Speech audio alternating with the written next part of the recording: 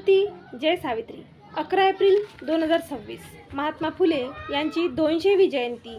त्यानिमित्ताने महात्मा फुले यांनी त्या काळी अखंडद्वारे मोठे प्रबोधनात्मक कार्य केले, ते आजही उपयुक्त आहे। मी आरती अंकुश लोखंडे, माणिकवाडा, यवतमाळ आपणासमोर सादर करते महात्मा फुले यांची अखंड काव्यरचना। ऐका अखंड। सधन जगात मारून या गप्पा, सधन जगात मारून या गप्पा, देई व्यर्थ थापा पैसा लूट, देई व्यर्थ थापा पैसा लूट। द्रव्य लोभासाठी शेतास काढिती, द्रव्य लोभासाठी शेतास काढिती, जल हटविती सागराचे, जल हटविती सागराचे। जगामधी ठग धनवान होती, जगामधी ठग धनवान होती, दिवाळे काढती अखेरीस, दिवाळे काढिती अखेरीस।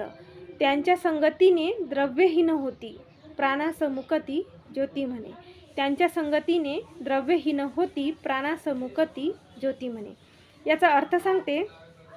ज्योतिबा फुले म्हणतात, लोभ, फसवणूक आणि श्रीमंतीच्या हव्यासामुळे समाजात होणाऱ्या अन्यायावर टीका केली आहे। जगात काही श्रीमंत आणि धूर्त लोक मोठमोठ्याने गप्पा मारून इतरांचे पैसे लुटतात। धनाच्या लोभासाठी ते शेतकऱ्याची जमीन काढून घेतात, पाणी अडवतात किंवा नैसर्गिक साधनसंपत्तीवर स्वतःचा ताबा मिळवतात। अशा फसव्या लोकांमुळे समाजात आर्थिक मंदी येते। ठग लोक काही काळ धनवान होतात, पण शेवटी त्यांनाही दिवाळखोरी येते आणि त्यांचा नाश होतो। ज्योतिबा फुले म्हणतात की अशा फसव्या लोकांच्या संगतीत राहिल्यास माणूस स्वतःही गरीब होतो आणि त्यांचे जीवन संकटात येते।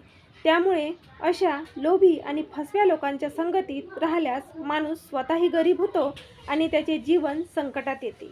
त्यामुळे अशा वाईट संगतीपासून दूर राहणे आवश्यक आहे। महात्मा फुले यांनी दिलेला संदेश आजही उपयुक्त असून आपण सर्वांनी त्यांचे संदेश उपयोगात आणावे ही विनंती सावित्री शक्तीपीठ पुणे महाराष्ट्राच्या वतीने आम्ही करत आहोत। आमच्या सावित्री न्यूज इंडिया चॅनलला लाईक, शेअर, सबस्क्राईब करा आणि आमचे व्हिडिओ असेच पाहत राहा। धन्यवाद।